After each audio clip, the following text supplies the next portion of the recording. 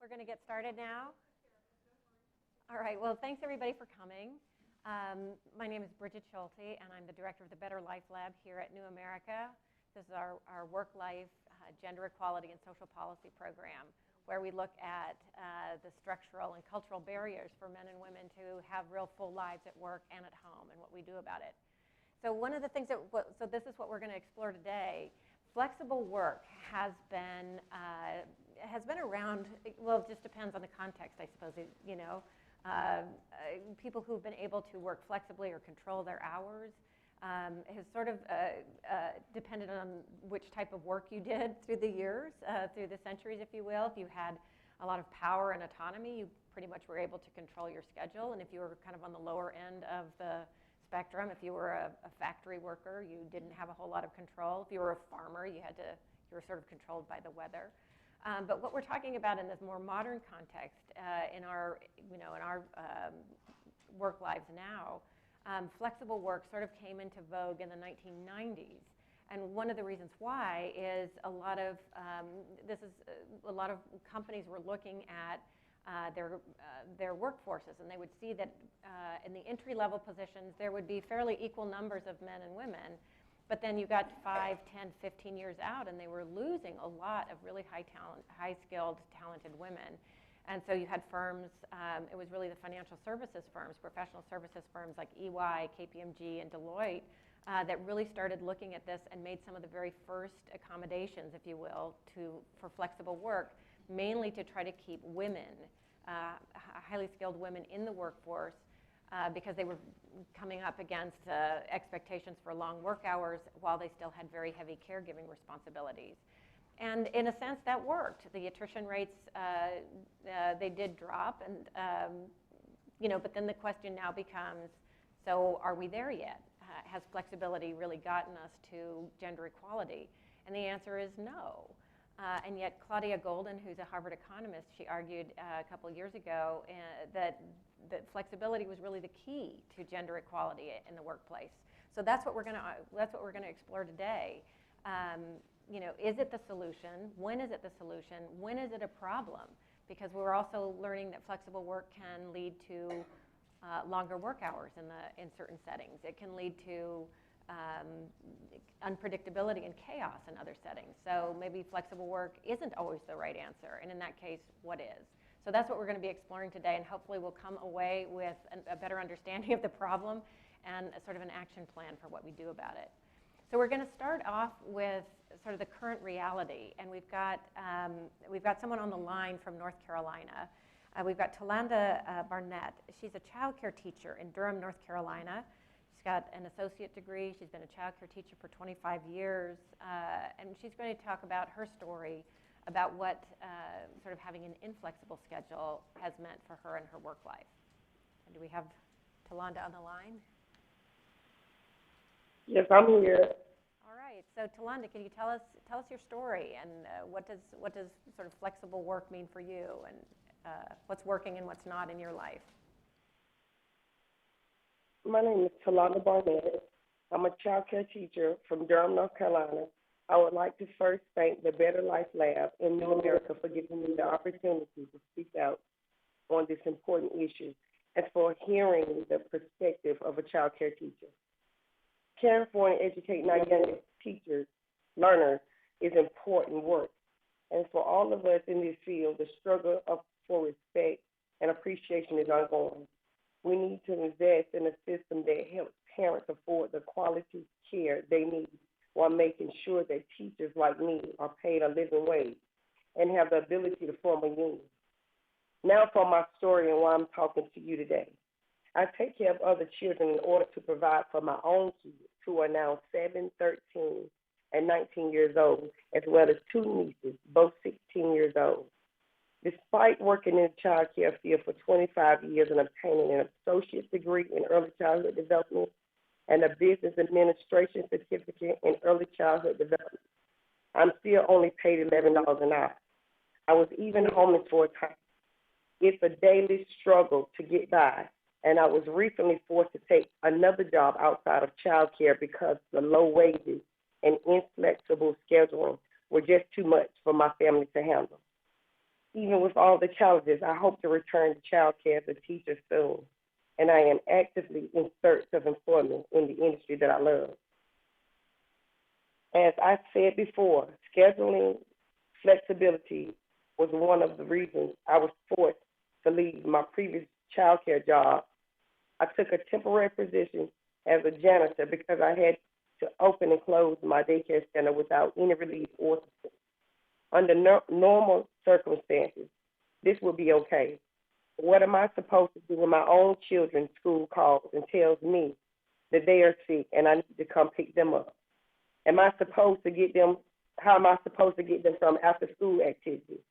It was so stressful because I had to make other arrangements or I had to take time off without pay. I simply cannot afford to make those choices. Furthermore, I was not able to leave. I was not able to leave my center during lunch, which only added to my stress. My work environment was clearly not conducive for a single mother. I'm also balancing social work visits for my 2 adopted nieces, foster parent classes, and not to mention the daily schedule of taking care of 5 children without any modifications to my schedule. It breaks my heart when I'm not able to do for my own kids. Plus, the stress affects the quality of child care I can provide at the center. My final straw was when one of my children was at school and I had to pick them up. When I called my manager, he told me that I would need to find someone else to tend to my child because he refused to let me leave. That's when I decided that my children's well-being was more important than my love for child care. Overall, I want to see a child care culture where we can earn sick days, mental health days, personal days. Even if you're not sick, sometimes you just need a mental health day to recharge your battery. Right now, the only thing you earn is vacation time, but that isn't until a year after you are there. 365 days after you start. You are not occurring days during that time. If a child care teacher had a union, we could earn sick days, personal days, mental health days. With a union, we could occur vacation during probationary periods because we know what we need as a child care teacher, and we would be equal. Now we are just left to the whim of who makes the rules, and our families are impacted by those rules. We must do more to support the people that are passionate about child care work and flexible schedules, the ability to join a union, and more work-life balance would go a long way to keeping people in the child care field. Thank you. All right, well, thank you so much, Tolanda. So what I want to do is turn to our panel. Let me first introduce the panel, and we'll begin our conversation. So sitting next to me is Dr. Hee-Jung Chang. She's a reader in sociology and social policy at the University of Kent, and she's the principal investigator of new work autonomy, flexibility, and work-life balance project. And she's also been quoted several times this week. We're running the Flexibility Week on our Better Life Lab channel on Slate, and so she's been sort of the star of many articles. So we're grateful for your research. We have next is Jennifer Swanberg. She's a professor at the University of Maryland School of Social Work. She's the director of the Work, Family, and Wellbeing Research Group there, and has done amazing work on working conditions, very much like Tolanda is talking about, and we're going to get to that in a minute. Next to Jennifer is Manar Morales. She is the president and CEO of the Diversity and Flexibility Alliance. And then Carrie Gleason, who's the director of the Fair Work Week Initiative and the Center for Popular Democracy, CPD Action, right? All right, so, we've heard the current reality. So Tolanda's talking about this incredibly intensive job with no schedule flexibility, not a lot of policies that support her, really low wage, and how time is really, in addition to all these other stressors, not having time off, or, not having that flexibility to go if her children are sick. I've got parent-teacher conferences this afternoon. I'm able to go because I can make flexibility work for me, but for someone in a position like that can't. So Manar, you, in your work, you deal sort of with the current reality of flexibility on the other end of the socioeconomic spectrum, if you will, with more white collar, highly skilled jobs. What are you seeing? Sort of, what's the current reality of flexibility in that instance? Yeah, it was interesting because you started talking about kind of accounting firms and consulting firms where kind of the push for policies started. And where we're sitting is looking at what is happening in companies. And policies is not the issue, right? They all have these great looking policies. It's not about the policies, but where we're seeing the issue is around implementation. So they're actually, it's great that they have the policies, and I think that's why you're not really seeing the full impact of flexibility, because it's not about the policies, it's about whether people can actually use the policies. And so they have this sort of great paper policy that's handed out with a wink and a nod that it's career suicide if you take advantage of it. So while it's there, they're very stigmatized. And so what we're doing is working with companies at all levels to talk about how do you actually get the real benefit of flexibility, and how do you create a culture of flexibility within your organization so people feel comfortable to actually use the policies that you have. I want to get to you, Young, in a minute, but Manar, let me ask you a little bit more about that. Back up a little bit. Why have flexible policies? So they're not implemented well. Is that because they don't work, or there's not much of a benefit, or that they don't believe there's a benefit, or kind of what's the I think it's a lack of traction of actually understanding that that there's a real business benefit. I mean, for us, when we go in, we're really actually talking about the business case, that this is not about being nice, and it's certainly not about an accommodation, right? Because the minute you start to approach it from this accommodation, it automatically becomes stigmatized. So versus the fact that you actually, as a company, get a real business benefit from having a policy that people actually use. There's a benefit on productivity, there's an increase in productivity, there's a benefit to recruitment, there's a benefit in terms of advancement and retention. There's a link to all of that. So if you actually look at what those business benefits are, you as a company will be encouraging it. And we talk a lot about, at the Alliance, it's not just about one size fits all, right? It's about holistic flexibility. How do you make sure that you create a culture of flexibility so you're getting that benefit at all different stages within your companies? And you're not just talking about reduced hours, but you're talking about telecommuting. You're talking about forms of full-time flex that people can be using in order to increase their productivity, in order to increase using it as a retention tool that otherwise, I certainly, in my own personal story, I started out as an employment litigator. I would have left had I not been able to work part-time and continue. And in my first experience, part-time was not an option. And so obviously from my perspective, I had an opportunity, I was privileged to be able to step back and find an opportunity to go in at a part-time basis. Obviously not a lot of people have that opportunity, but I otherwise would have left. So telling companies to look at all your regrettable losses, like how much is talent walking out the door, how much is that costing you, who would have otherwise stayed had you just offered a form of flexibility. That's so interesting, regrettable losses. So Hee-Jung, talk a little bit about sort of give us the big picture of what's going on. Why would businesses tolerate regrettable losses? Why would other organizations or businesses put someone like Tolanda through what seems like real living hell? Why are we doing this? What's going on? Well, before I go, I think I just wanted to kind of repeat what Manar just said. So businesses, I think they don't understand the full extent to which how flexible working, and not just like part-time work, but having workers a bit more, giving workers more control over where and when they work has huge implications for recruitment. For example, women are able to stay in employment. They are able to maintain their jobs, maintain their hours. The cost of the leaky pipeline, having women leave their positions due to childbirth, costs all societies a huge amount of money. And it is something that I think employers don't quite understand yet, is one of the reasons. The other thing is I think there is some flexibility, and I think surprisingly there is flexibility, but then you have to think about what kind of flexibilities are being used at the moment, and it's what we consider there are two types, kind of somewhat the good, which is more to really facilitate work-life balance.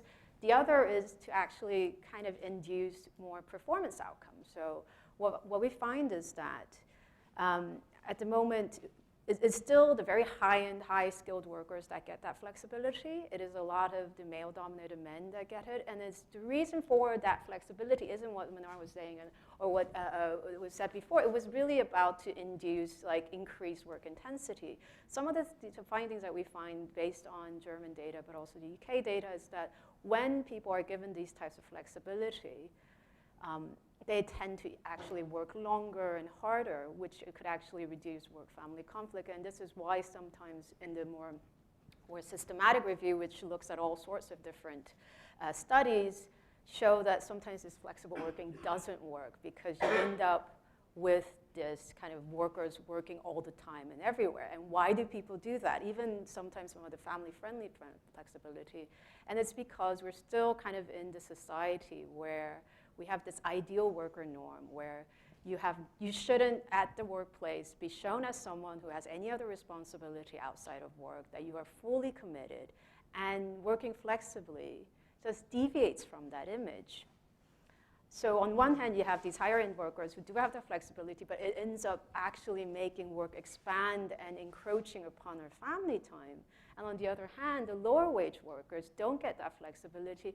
Again, I think this has a lot to do with the trust issues, but also what employers don't get is that even with the low-wage sectors, you will get incredible amounts of benefits and profit out of providing that flexibility, but that kind of message hasn't trickled down or hasn't been really accepted because it is perhaps seen as, they're much more replaceable, and then you could easily just find new workforce to replace some of the the workforce that we just talked about.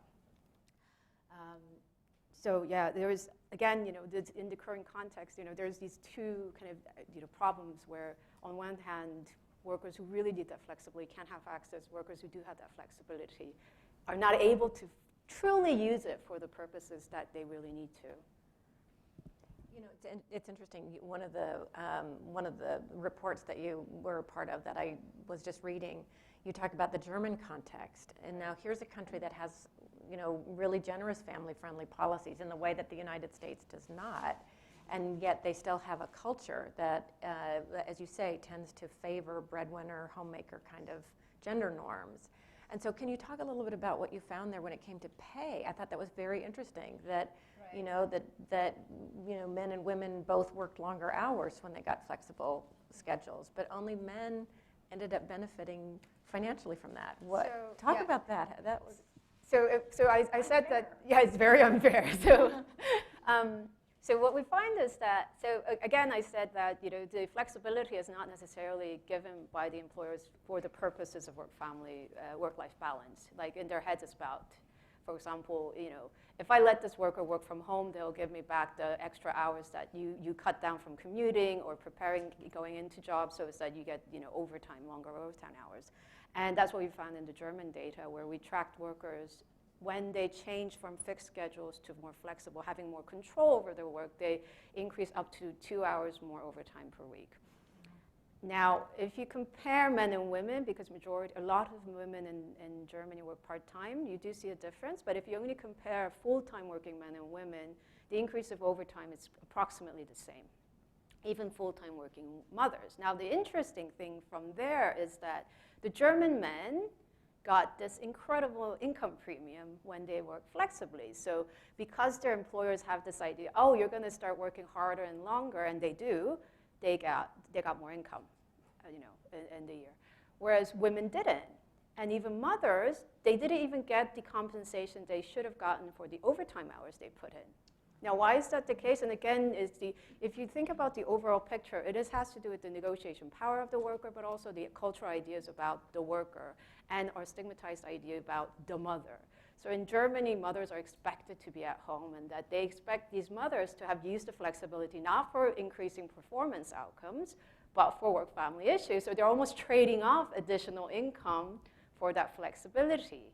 And that's something which we consider, like, if done wrong, flexibility could actually end up even traditionalizing our labor markets. But again, that is not to say it is bad, but it's just that we need to change some of the social context in which it is being used to enable flexible working to really be something useful and beneficial for all workers. Okay, So I want to come back to that because you've done some interesting work on the international context. But Jennifer, I want to go to you. So we heard Talanda's story, and you've done an awful lot of work on, the experience of low-wage workers. And, here we're talking about these cultural norms, these gender norms, and yet they operate very differently in the low-wage sector, don't they? Very much so. And when we think about workplace flexibility, and for most of us in the room, we think about the terms that you've been using, having day-to-day flexibility, being able to work from home. But those types of policies and practices do not map onto low-wage work and the structure of low-wage work. So we have to kind of step back and think, okay, the studies that you were talking about back in the early 90s when workplace flexibility first came about. Well, why it came about was because companies were trying to help women with their the temporal aspect of work-family conflict. So if you apply that concept to low-wage work, you say, okay, so what is it about time that creates conflict for workers in low-wage positions, particularly in the service sector? And it's really about them not having control over their hours, and it's also that they don't have the number of hours they might want to work. And when they do, they're very unpredictable and unstable. And this is a kind of a trend that has occurred over the last 10 to 15 years as a lot of these low-wage industries have moved towards something called just-in-time scheduling. And this is where firms will map their schedules and the number of hours that they're assigned based on the demand of the customer. So for retail, that might be the kind of the flow on the floor, or sales. In restaurants, it might have to do with, again, customer demand, or the number of, in hospitality, the number of rooms that are rented or reserved. There we go. So as a consequence, what we see is that a significant number of low-wage workers don't have the number of hours that they would like to work. We see anywhere between 40, depending on which study you look at, anywhere between 40 and 70% of low-wage workers have unpredictable work hours, which is they don't know, they get their schedule within less than 7 days' notice. Or they might be asked to come in at the last minute, or the number of hours that their work might be reduced at the last minute. We see an equal amount of employees have unstable hours, and this is where there's a lot of volatility in the number of hours that they might work from week to week, and what hours they may be assigned to work, like when their schedule is. So it's very difficult to plan for childcare or elder care, or even being able to continue your education or anything like that. And then finally, workers don't have access, so they just don't have meaningful input into what schedule they might work. When I did a study on retail workers in an organization that we called City Sales, a national retailer, what we tried to get them to think about was, if you could give your workers meaningful input, hire for the shift that they might work. So for one employee, working nights might be the best for them, where someone else working days might be better. And what we find in the same way that there is a lot of negative ramifications of these policies and practices and strategies in the low-wage sector, if you give workers stable, predictable work hours, they're more likely to retain the worker. There's better health outcomes, and likewise, when workers have more inconsistent work hours, there's high turnover. So there is a kind of a business case for rethinking the way kind of low-wage work, kind of the trends in which we see low-wage work happening around, specifically around hours.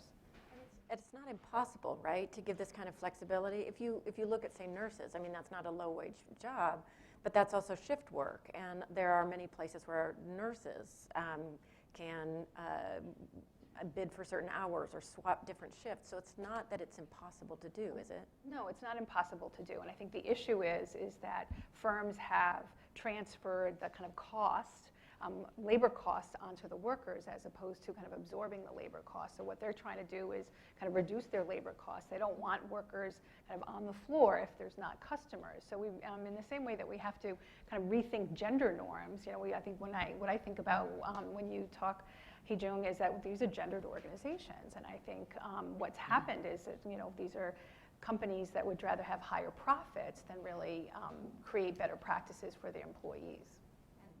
Talking about gender, women make up the largest proportion of low-wage workers, isn't that right? So, and many of them are single mothers, so they're really we talk about a double burden. So let's shift to Carrie. So you're here, we've got people who are, researching it, and Manar is working on her end to try to shift it in the high wage sector. Talk about what you're doing to try to really shift this in the low wage sector.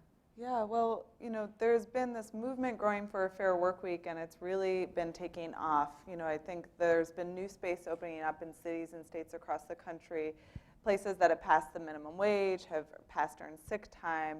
And I think there's this recognition that, most Americans are actually paid by the hour. And the data shows people don't have enough input, and our work weeks are ever changing, right? We see it both in salary jobs, but when you get down to the hourly reality, it increases income instability on top of intense family strain. And so it's been a natural next step for policymakers in cities and states to say, well, what do we do about this problem?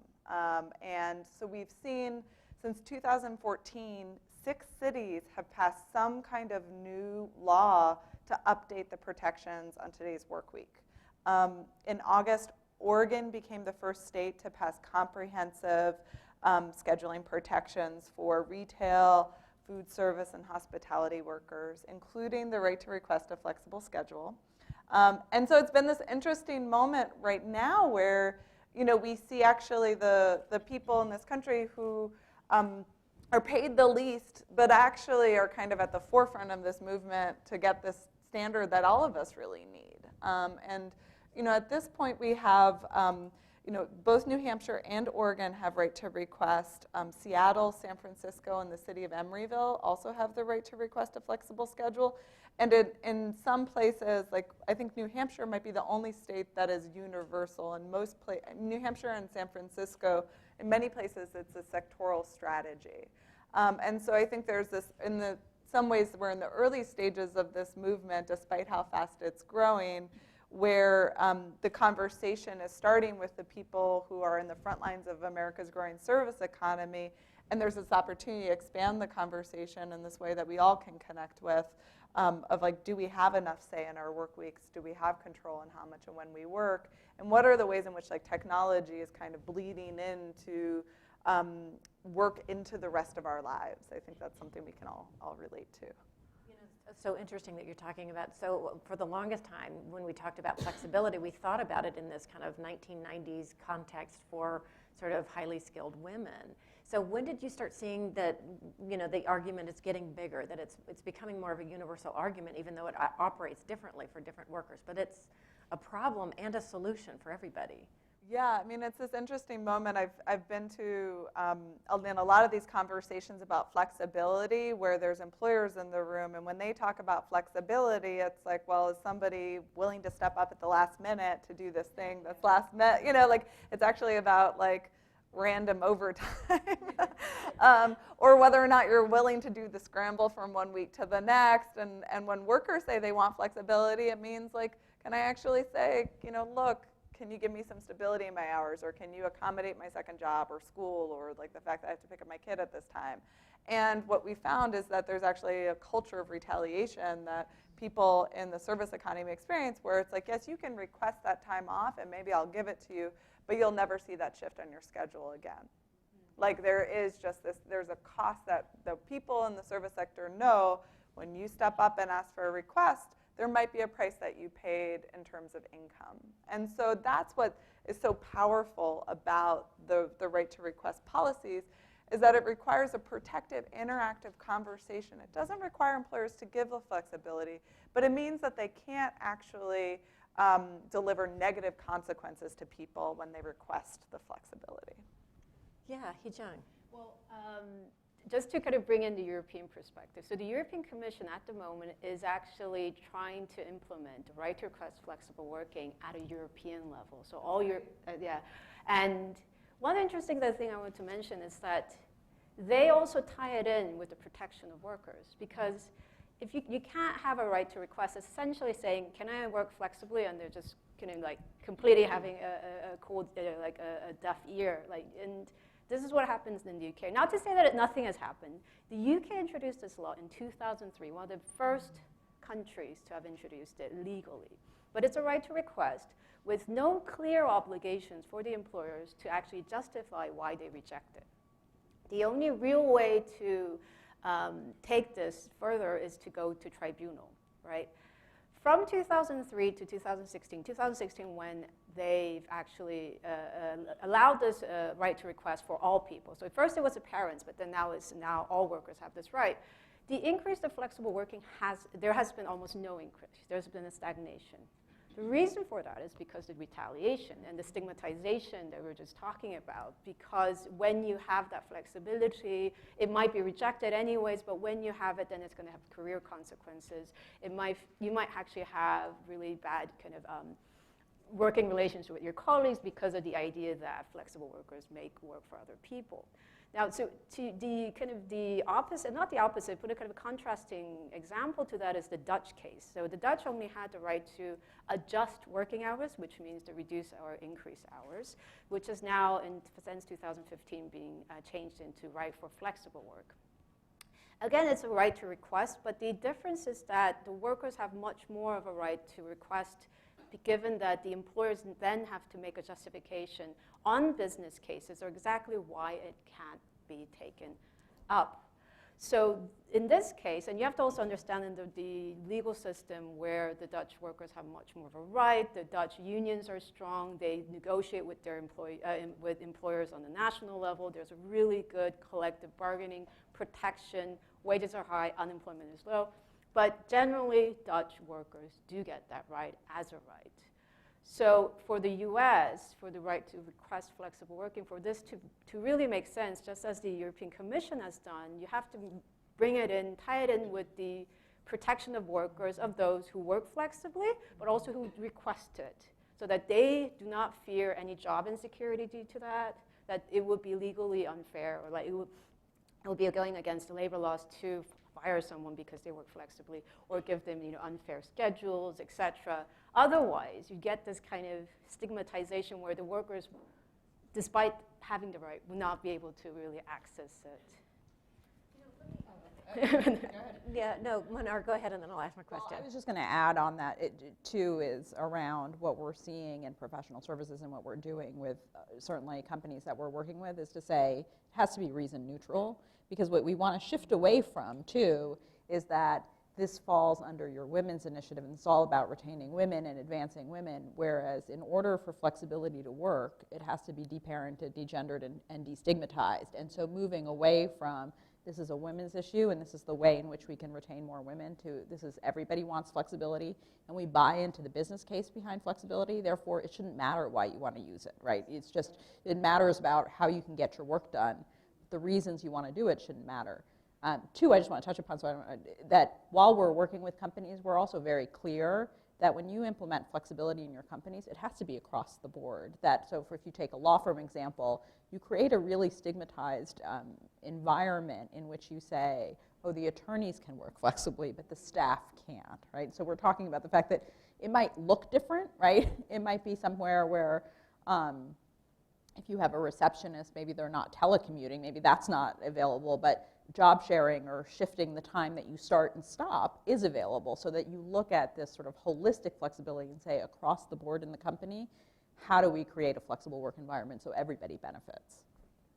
What I was going to ask, and I'll just throw this out to all of you, so I'm hearing, Carrie, you're talking about retaliation and punishment. Ki-Jung, you're talking about stigma. Manar, you're talking about the business case. What is the case for not working flexibly? If there are all of these sort of punishments and stigma around flexibility, what's the argument not to do it? It's just that that's the way we've always done it, or kind of what's really holding that back? Why are companies not doing? I mean, I think in terms of they fear that people are not going to perform, right? So the question we always get, well, how are we going to know whether somebody's performing if I don't see them in the office? Old world thinking, it's right? It's very much old world, like we're still stuck in that ideal worker mentality, where they don't see the person there, so they don't think that they can do their work. Rather than they need to move toward accountability for their performance, like results-based accountability, as opposed to hours.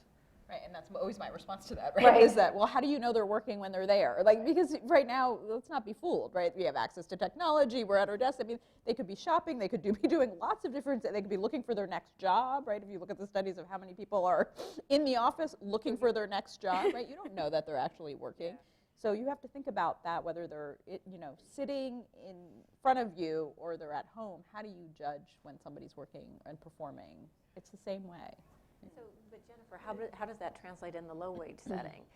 So that the face time is very much that ideal worker kind of norm that you have to be, in the office and putting in all of those late night hours or working all the time. But in the low-wage sector, sort of what's the argument for continuing to have that chaos or unpredictability? Is that all about power, really? Well, that's a good question. I think power and money, because I think if you in the firm's mind, in certain industries, they think about how to reduce labor costs. They don't think about the human impact on that.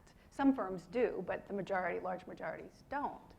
So there's both kind of firm policies, and one of the things that I talk about when it comes to flexibility is the important role of the supervisor, the direct supervisor. So it's oftentimes the supervisor, if you get a supervisor who kind of understands these issues, who may begin to give somebody, flexibility in terms of giving them a fixed schedule, or they know that on Thursdays they pick their child up at piano lessons, so therefore we don't schedule her.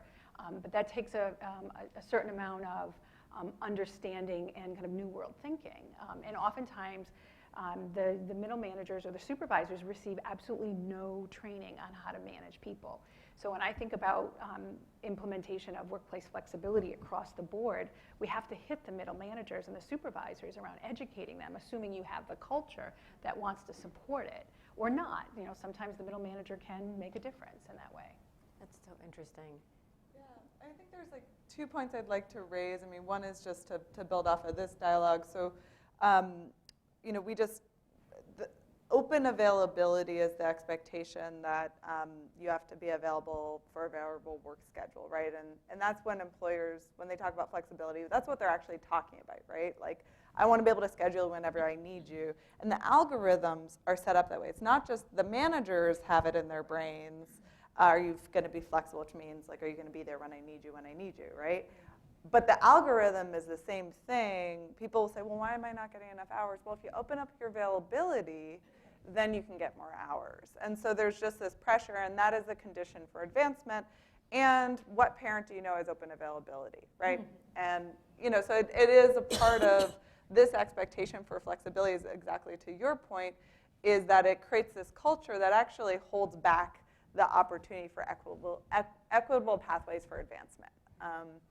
There is I would love for us to talk about kind of what the future of work is and what this means as we see the growth of app-based technologies. And I don't know if I should go.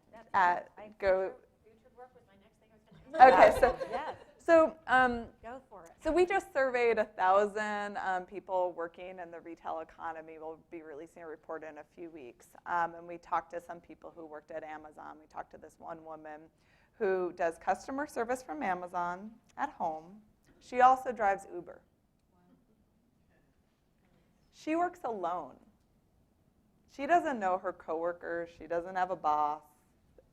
It's just, she works alone. And when you think about what it means in terms of, so that's one thing that's happening, is people are working alone who are working flexible.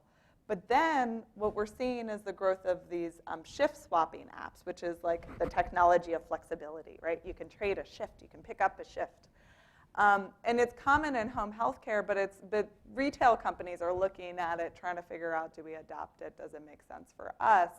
And the next version of that is apps that basically credential people and then allow people to work across multiple employers. So maybe I'll work at Home Depot, Macy's, and the Gap. So that's really flexible. You can pick up a shift whenever you want. You can work as many hours or as little hours as you want. But when we think about all the other things that actually make a good job, there's zero pathway to actually start to have that dialogue with your employer about whether or not you are getting advancement or a promotion or a raise or benefits or access to family leave. Like it does erode that flexibility, that pathway to flexibility erodes the kind of stability that we know actually makes a good job. Looked at the international context. One of the things that I've been looking at is we talk about the rise of independent work and contract work, digital and platform work, gig work, as the future of work is coming. And you look at some of the places where that's already happened, like say in Japan, where they have moved more toward contract work starting in the 1980s. That kind of lifelong employment kind of started to erode. And there you've got people who basically are working themselves to death. There was just somebody Karoshi, who just worked herself to death. And so that's, as we look at the future of work and the ability to have some say or control over the hours that you work so that you don't literally become a work slave and die from working, what's to prevent that from happening here? I think a lot of people talk about independent work, so like Uber and kind of like quasi-self-employment, but not quite because you are tied into this kind of larger multinational kind of corporation as an employer, or at least a source, a database.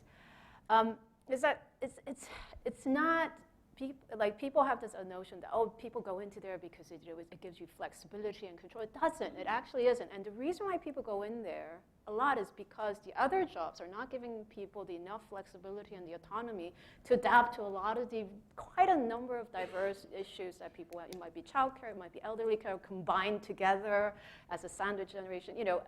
A whole range of other things, education, but also all sorts of other things. And we shouldn't be falling into this trap of the independent work being the solution. That's absolutely not, and we need to really think about how to protect that, as you say, because it just does not, it erodes the employer-employee relationship to the point where employees won't have any say in the matter. But I think in the future, the problem is that we have like all of these kind of arrangements coming out, independent work, but also flexible work, everything, and these are all great, but you have to take a step back and look about the context again. Where are we now in terms of work? We, as a global state, as most countries, most workers have now declined in collective negotiation power. Trade unions are low. Individuals, workers are increasingly losing their rights as workers that were once protected by labor laws, but other sorts of kind of protective systems.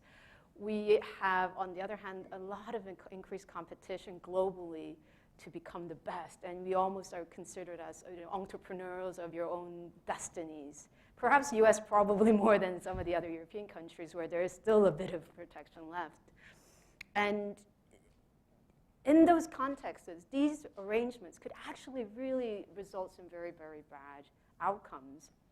And it's, on one hand, so we need to really make sure that the governments provide very protective legal mechanisms to allow for flexibility can be awesome. I think, so in general, a lot of people criticize me saying, so do you don't want flexibility? It's like, no, absolutely. People are increasingly going to be needing that. We talk like gender, but I think both men and women, different age groups across the life courses, for various reasons, we're going to be needing that flexibility. If we as a society take a step back and look at it in a slightly longer perspective, and this is, I think, kind of addressing why managers don't use it, it's because managers can't at the moment take a longer perspective of how best to use this worker. If they take that longer perspective, it's so clear that you do want this worker to have the autonomy because that worker will be happier, healthier, will provide much higher profits in the longer term. But employers don't see that, do they? But this is, it's not just them, but it's because of the social context.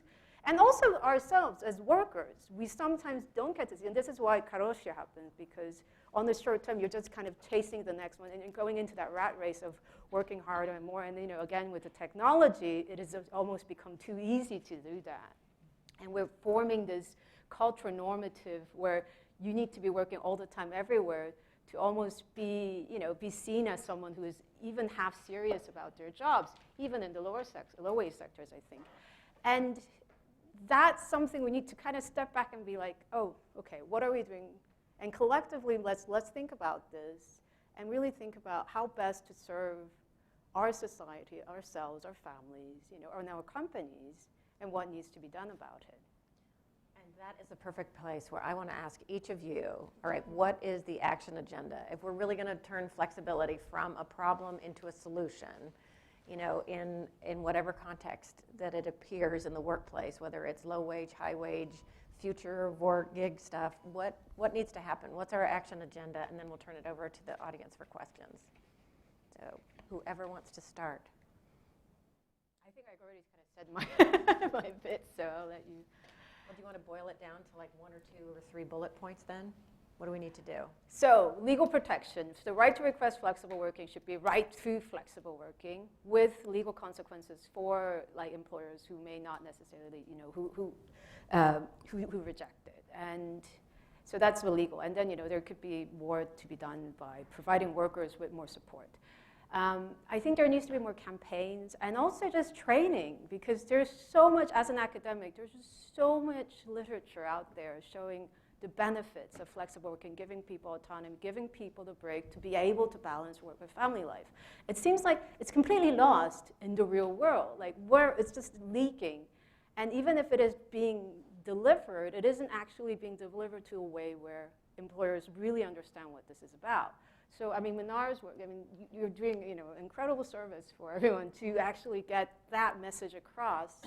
And, I mean, what was it? Oh, I think what we also have to, as workers, as individuals, to think about ourselves, not just as workers, that really, you know, we shouldn't be ashamed of us being a very multidimensional person who's not just a worker, but, you know, I'm a mother, I'm a wife, I'm a daughter, and I'm also a singer, and I like to dance Zumba. And why can't I bring all of that into the workplace and be able to share it? Because all of those aspects are actually making me a better worker, but I'm not just a worker.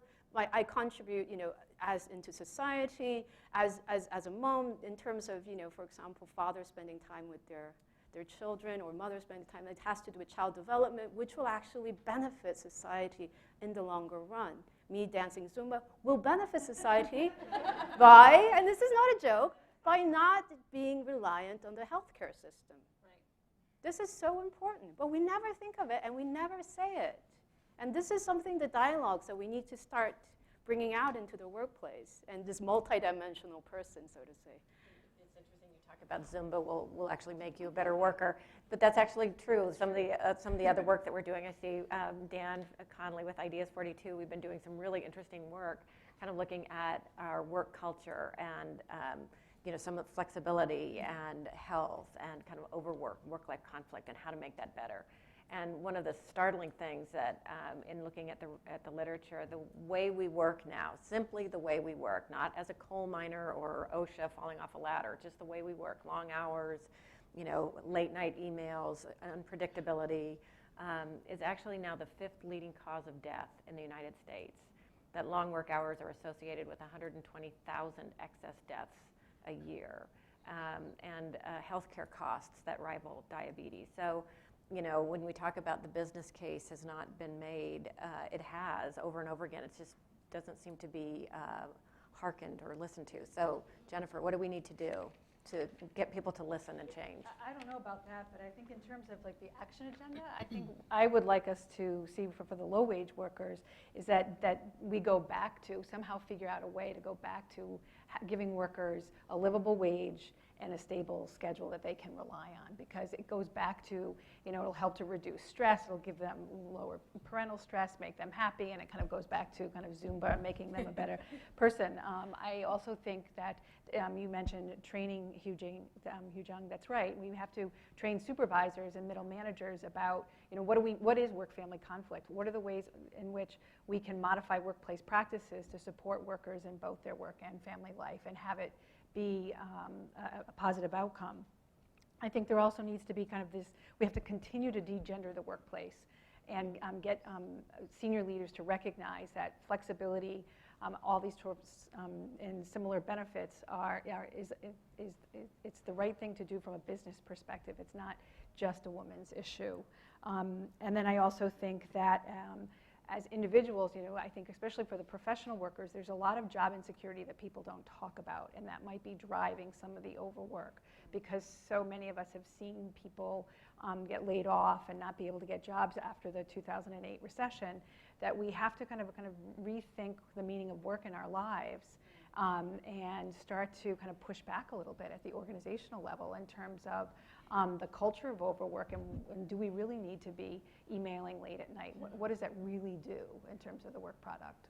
So. Yes, as a late night emailer, my team is sort of like, yeah, so I've got that brilliant idea, and I was like, maybe not so brilliant if we just waited till the morning to send it. So Manar, what do we need to do? Piggyback on a lot of what was said. I mean, I really do think, starting with the business case in companies, I would say to companies, you have to start with understanding why this matters to you. Because if you don't go by the why it matters to you, it's never going to gain traction throughout the company. And so that idea of looking at your numbers, looking at the drivers, looking at the impact of flexibility has on diversity too. At the same time that you degender and deparent. I really do think it's important that we deparent the issue as well. But I think having leaders understand that they have to go first, that they set the culture, right? And so that if there are ways that they can both model some forms of flexibility, but that they can also, that they can uncover too, right? I'm unapologetic about the fact that I have 3 kids and I have a husband and my family matters to me, right? And so, and that is, by allowing myself to do that, I know my team will do that. I know, so if leaders can go and talk about that and talk about the fact, instead of saying, oh, I have a meeting or a conflict, saying, you know what, I'm going to go to parent-teacher conference, or I'm going to my kid's game, and I'm doing this to allow others to feel like it's okay, goes a long way.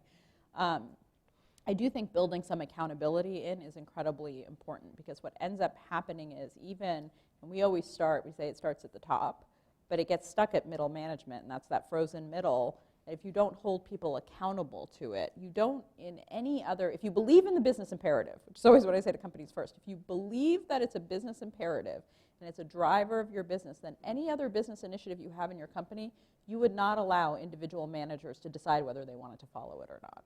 And so with flexibility, it's the same thing. You have to kind of get that middle to say that they will be held accountable for it if they don't allow individual people to use what you have said is acceptable as an entire company.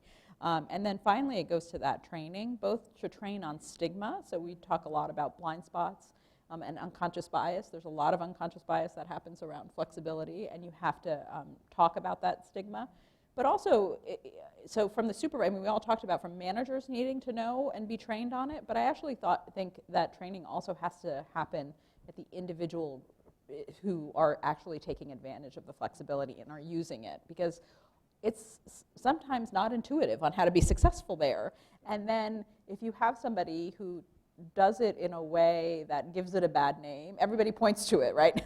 But that's a performance issue. But you can also train around what your expectations are. What does it look to be successful? Set standards and allow people to be successful on it is something that I think is important that we certainly work with companies on. Fascinating. Carrie. So with the Fair Workweek initiative, we have 3 strategies we're moving.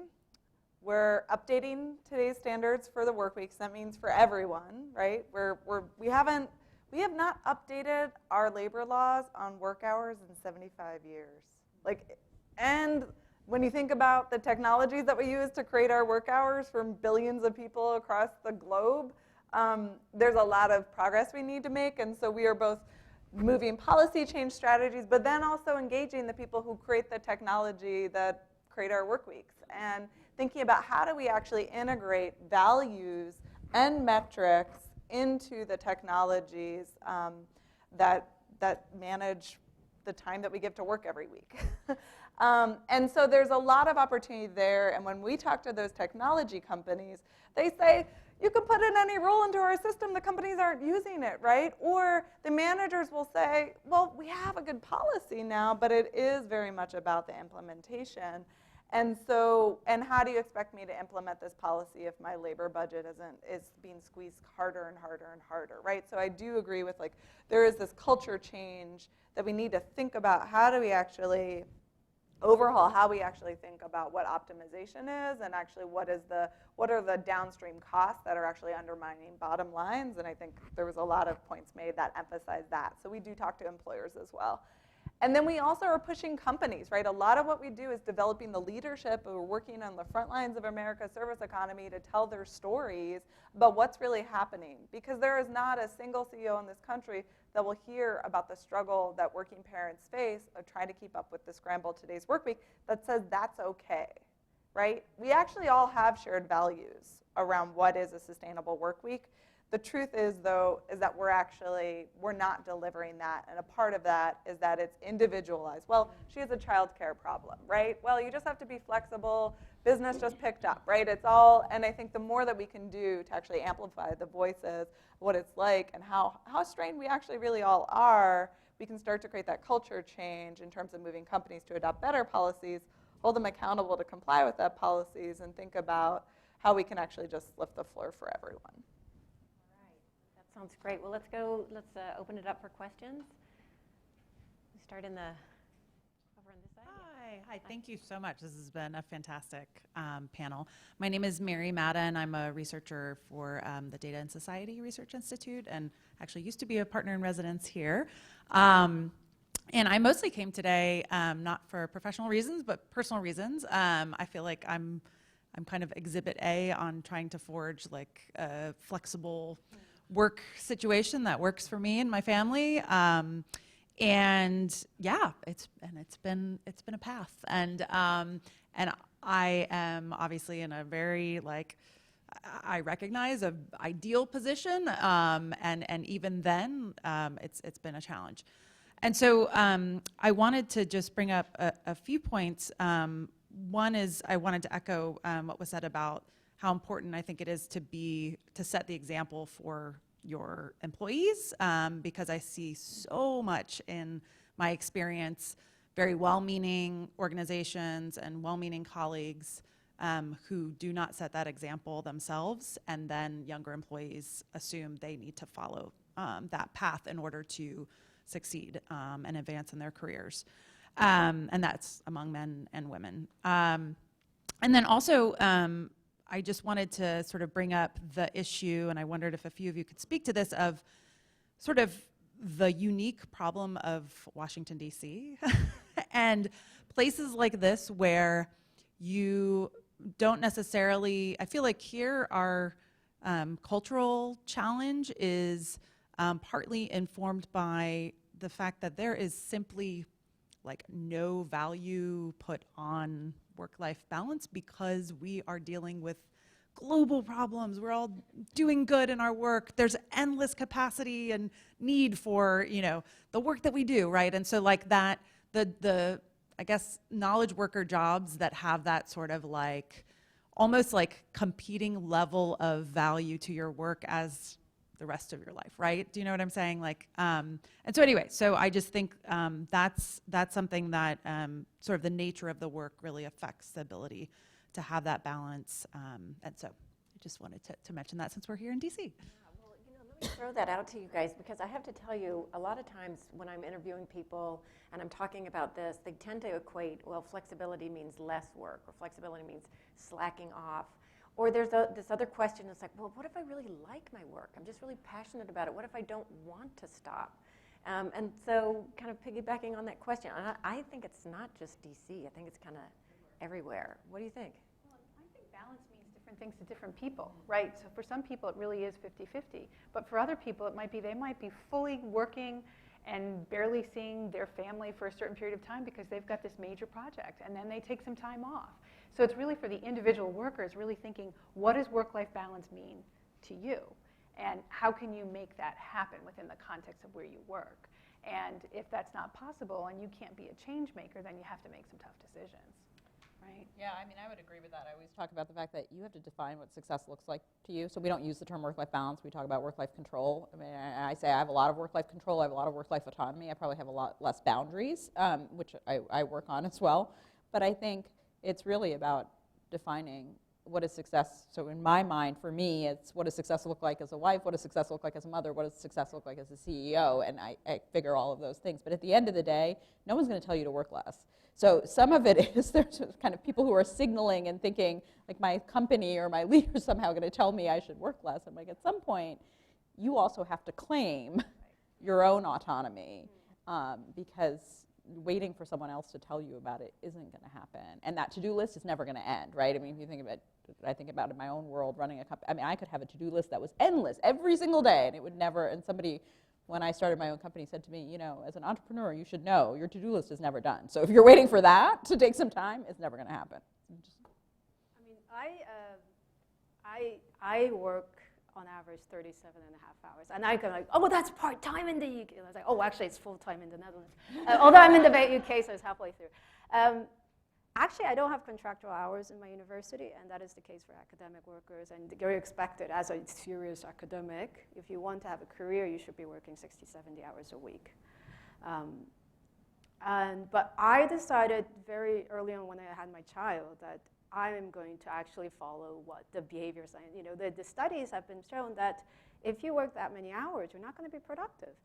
I'm more productive because I work 37 and a half hours. I take both Saturday, Sunday off, spend time with my family, or just, you know, couch and, you know, just, you know, don't do anything, or, you know, go on walks, because I know that I'll be refreshed. And I know that there is, as an academic, you also feel like, oh, if I work a bit harder, and, you know, then there might be companies who might change, or, you know, have, you know, come to this or that, and then really make societal change. But I think you could balance, when you know that you only have those hours, to really focus and really work hard, and know that, especially on the longer run, perhaps it would actually be much better. Because I think, again, this having to work 60, 70 hours, it's not a very long-term vision that you have, especially if you think about your relationship with your partner, with relationship with your family and your children, and the physical relationship with yourself. And Bridget's, you know, book about overwhelm, that talks about, you know, have to have fun as well, because that's going to be crucial to your productivity, in terms of productivity in the broader sense, as not just work, but, you know, in your whole relationship, your relationship with society. And that's what I decided to do. And I said, this is not for everybody. A lot of people won't be able to do it. But I have to say, I'm much more productive. And actually, I am much more productive and in a better position than I was when I wasn't a mom, and I was working those 70 hours a week. So, yeah, I will just add to that yes, I have great flexibility, and yes, I do read and write about this, and the most recent piece that I wrote was, it's Sunday, and I'm working.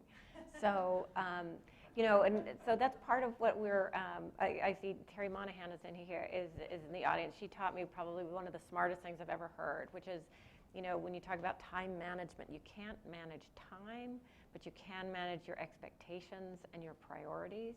And that, I think, is something that I do struggle with. My expectations tend to be very outsized what I can do. And this is where I thank Dan for the work that we're doing, because behavioral science now actually tells me that I'm really quite normal, thank God. That we have something called the planning fallacy, that it's just a very human thing to be really bad at estimating how long something's going to take. And so I'm taking Dan's advice here. One of the ways to deal with that is to constantly schedule some slack in your calendar, so that you have some time sort of to plan for your own really bad planning. So I didn't plan very well last week, so I'm hoping to plan better this week. So another question? Yeah. And then Reed, we'll get to you. Oh, sorry. Hi. I just had a question about it feels like we're in a catch-22, because the people who are often needing caregiving or flexibility around caregiving don't have a platform to make a policy change about it. And so, and the people who are at the top aren't as, I'm speaking as an architect, where 11% of the leaders of our organizations are women. Actually, no, I'm sorry, that's licensed. The leaders are about 3%. So it's kind of, I mean, I know it's not a male-woman thing or whatever, but I feel like if women had the platform, of course, caregiving would be very much part of an essential part of any hire or any sort of job. We'd be thinking about it because it's just part of our lexicon. Whereas I feel like It's just not. It's just not a business imperative for most of the people making the decisions. And until they really internalize it or have someone who really, I don't know, cares about it and really gets it, will it become an imperative? It feels like a Band-Aid. It feels like a way to placate people to keep them and or to recruit millennials and give it some buzz. It doesn't feel real to me as like a truly real thing. And, you know, speaking as someone who's working 30 hours a week and had to take a pay cut to do it, totally worth it. But I do see, you know, it has limitations in terms of a career path. And just curious if that catch-22, like no leaders to make decisions and people who really need the help, you know, don't have the platform. I think we are seeing it be real in some companies. I mean, I will say that I think there are some, certainly when we're going in to talk to some of the companies, that we're seeing some real traction being made there. Not always led by women, really led by other men within, like you have to have men, right, leading some of this because the numbers aren't there to have just this fall on the shoulders of women. So making sure that men understand that. And so for us, it's about highlighting those success stories and even actually highlighting the success stories within the organizations, right? So that they see that this is actually working. We run a spotlight every month, the Flex Success Spotlight, so that we're showing how it works and how it works effectively for individuals. And in terms of a path, kind of making sure that one of the things that we say is if you want an effective reduced hours policy, then that can't impact, it can impact advancement proportionally, but it can't, nobody wants to tread water, right? So if somebody is in a position and they're using flexibility and they're treading water, that's not gonna work, that becomes stigmatized. So making sure that you create that.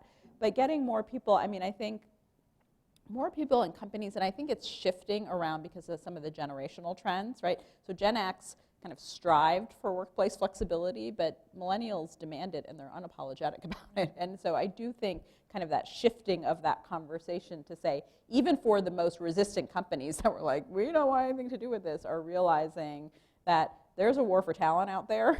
And as the leadership gap starts to happen and Gen X and baby boomers retire and you just don't have enough Gen Xers to fill those positions, you have to get millennials to be coming into your organizations and to stay and to want to reach leadership positions.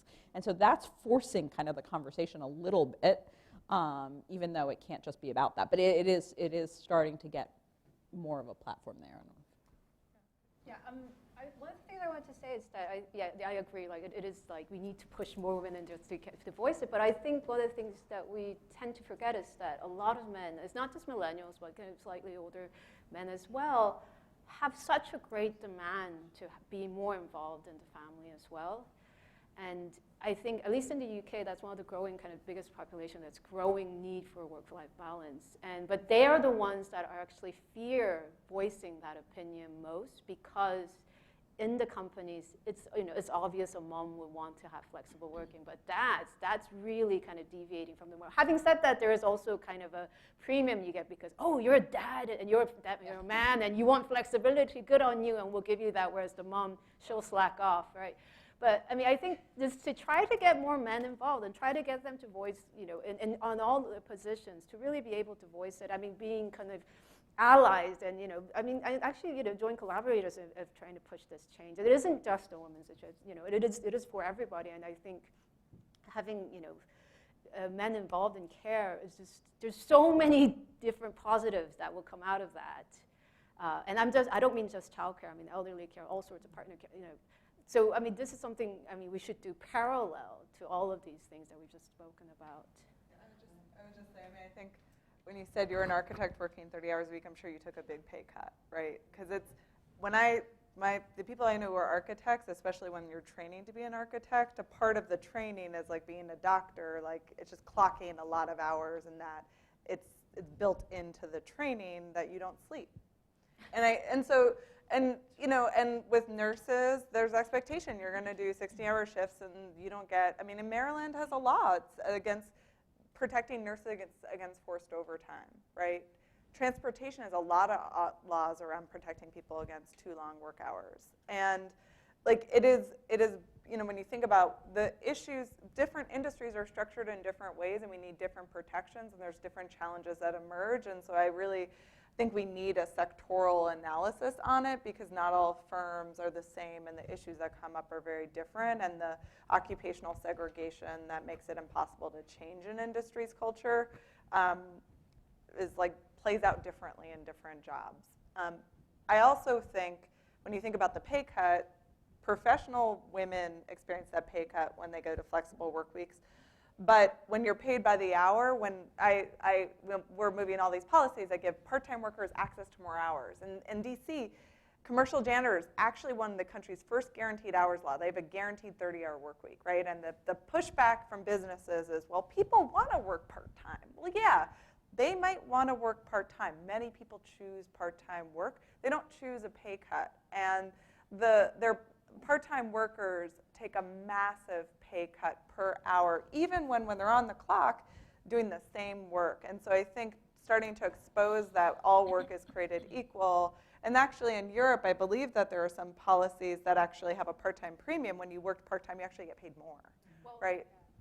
It's because, I mean, first of all, there's a legislation in most countries, but also at the EU, where you're not supposed to have that discrimination hourly pay for part-time workers. And in the Netherlands, for example, the land of part-time, you have the same benefits. All fringe benefits, pensions, you what have you, like holidays, etc.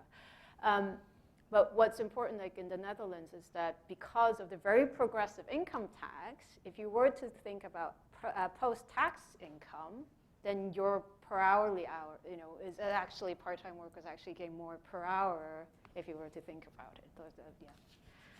So better part-time work could be one of our solutions, right? We have pretty crappy part-time work. The care piece of it, because I think that's a really important piece around getting more men involved in care.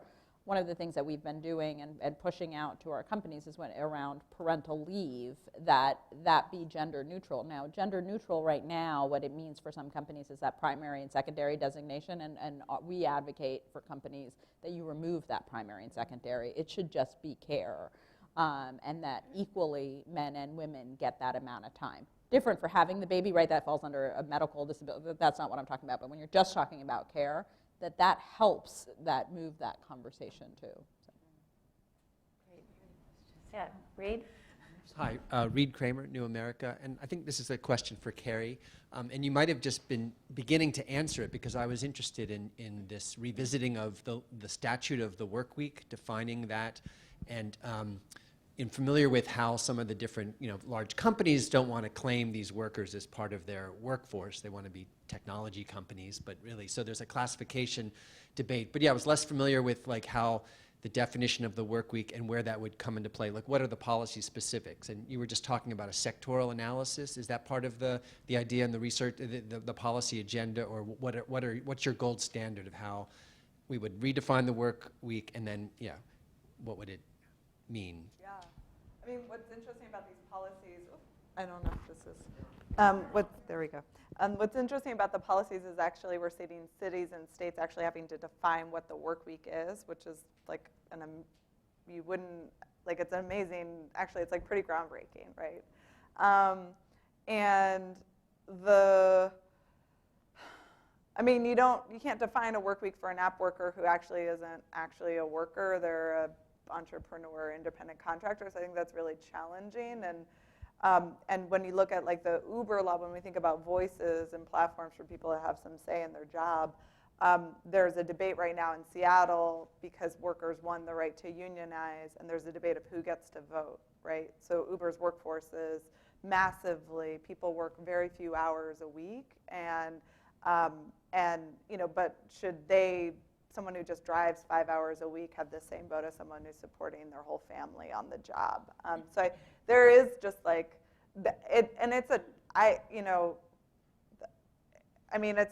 it's like a conundrum, right? Like I just think a lot of people are doing a lot of different kinds of work, and how we value what say you have and what the industry standard is a complex issue.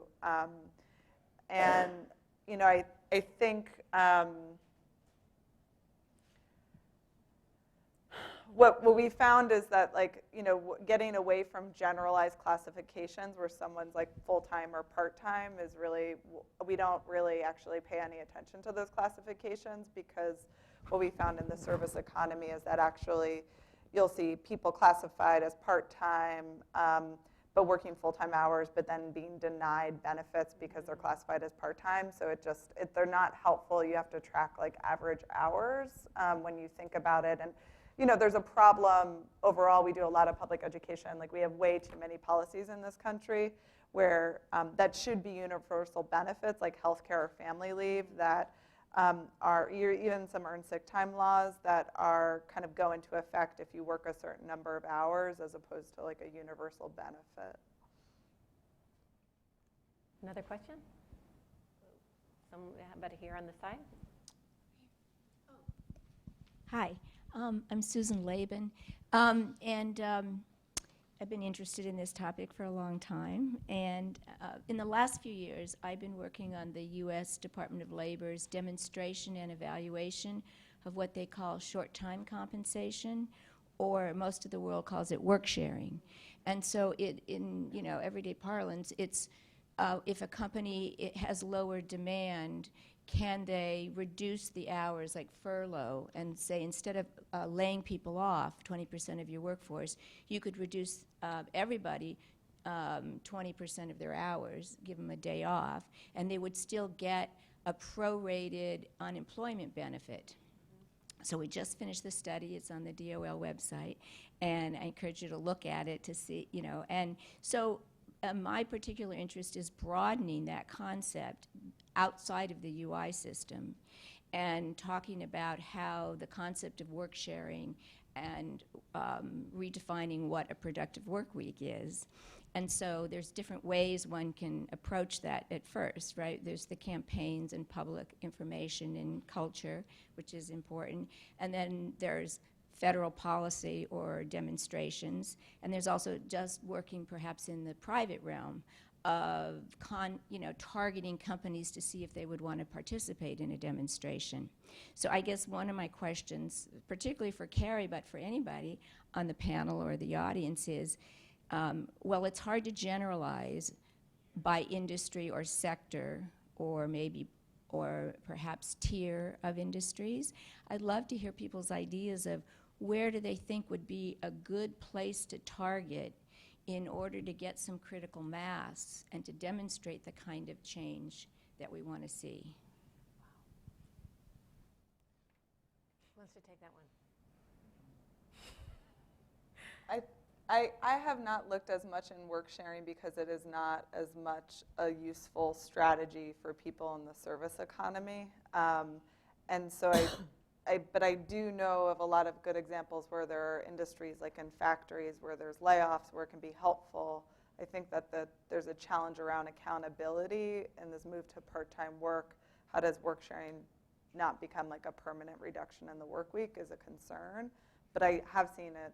I do believe it can be like a successful strategy. And it's interesting because one of our demonstration sites was Oregon. And it was very interesting, and I interviewed the employers around the state that were, not all of them, but, some. And it's interesting, the variation. I mean, when you look at the numbers, and typically you think of it in terms of manufacturing, and that's what comes to mind. But if you look at Oregon, you see that there's professionals of all kinds really are benefiting and using the program. And there's a lot of creativity in the use. So just to mention that. Yeah. Great. All right. So I think we have time for about one more question. Well, why don't we try to do these last two? These two, yeah. You had your hands up for a long time. Thank you. Hi, my name is Chuck Wilsker. I'm the president of a nonprofit called the Telework Coalition. And two comments. One was having to do with who is the hindrance in adopting a flexible work program. In 2005, the federal government came up with the Telework Enhancement Act. And what the Telework Enhancement Act did is it left it to mid-level managers to determine whether or not their employees were eligible to do this. Didn't work, because it was more work for them, it was more work for anybody, so nobody was eligible. We actually made recommendation to the state of Virginia for the Telework Virginia program that we then talked to the federal government, they incorporated into it. And it was just the same thing but backwards. It was going out and saying that assume that everybody is eligible unless the mid-level manager comes in and gives a good reason why they can't. So all of a sudden the flexibility was basically the same thing, but in one, blanket, you can't do it, and the other is, this is why you can't, or geez, I don't have a really good reason to do it. So it's just something because it came before, how do you do this? And I think it's just the way you position it. Okay, one other point that I wanted to make was how do you know they're working? My favorite question, because, and again, you made the point, well, you see them at their desk. Facebook, Twitter, looking for another job, personal emails, all these kind of things. What you really need to do for flexible work is you need to have a metrics developed. So you know how much is a good worker doing when they're in the office. Simple. Because, you have enough people, enough input coming in. So how do I know what they're doing? Okay. Now, when somebody goes home, if they're doing the same thing, it works out pretty well. If they're doing 10% more, 20% more, average we've seen is 22%. This is really good. Don't let it go. If somebody's doing 10% less, now you need to do it. But how do I know they're working? You don't know they're working. Somebody's working just because they're sitting at their desk. How many hours? I did a study once, and I figured that in an 8-hour day, if somebody actually worked 5 hours, their employer was getting a lot of good work out of them. So if you know what they should be doing, then it's a lot easier to measure it. I have more, but I'll leave it for somebody else. Okay, last question. Have the audience think about this. And I'm Robin Hickey, by the way, president of School Biz Match. Labor management relations, that whole component. I don't know what percentage now is of the workforce is labor or unionized. Is this part of their requests? In other words, my thinking is, where is it's been asked several times, where is the demand really for this in order to make it policy? Who wants to take that one? Do those agreements entail flexibility? Labor management? Some do, some don't. Yeah, it's all up into, it depends. But, yeah, it depends. Some do, some don't. Can I just comment on the point? I think you're absolutely right, because being in the office does not mean you're productive, that you're doing work, but you assume that it is. And one of the kind of good ways in which flexible working is increasing productivity or work intensity is that when you work teleworking or flexi time, you get the productive hours. The employers will get the good productive hours of the whole day. And it's all very different because of the different biorhythms of everybody, that it will be very different, as well as the demands. And this is why a lot of the studies kind of on this field talks about results-only based evaluations, where if you really evaluate just what comes out of the workers in terms of productivity, you see that actually flexibility makes sense. And it's just that I think there is a step because it isn't prevalent and it isn't widely accepted yet, that people are just so hesitant to actually make that step change, because you can't, you feel like you can't manage a worker in different kind of at home or in different areas. So, and I think it's just in a way, a lot of things I kind of feel like it's a mental step change that needs to happen. And again, a trust in the workers. How much management a really good worker needs. Many times. If you know your job and you're doing your job well, you have people who have worked for you for 10 years and they know what you're doing, you really aren't doing a lot of managing. Yeah. Addressing certain issues. I think one of the problems is the assumption that when people are in the office, they're working. So what ends up happening is when somebody is telecommuting, right, they're put under a microscope. Suddenly you're watching their response time. You're watching, right, how long is it taking them to respond to my email? Well, if that person was sitting in the office, you were not measuring their response time. So we also have to be careful about how we're evaluating whether people are actually working or not working when they're telecommuting. So I always say, it just probably, you discover performance issues maybe a lot faster when somebody's telecommuting, because your perception is, oh, John's in the office. He's working really hard. I see him till 8 o'clock at night, whether he's producing or not. But Joan is home, and I don't know, because you're looking at that response time and you're looking at certain things.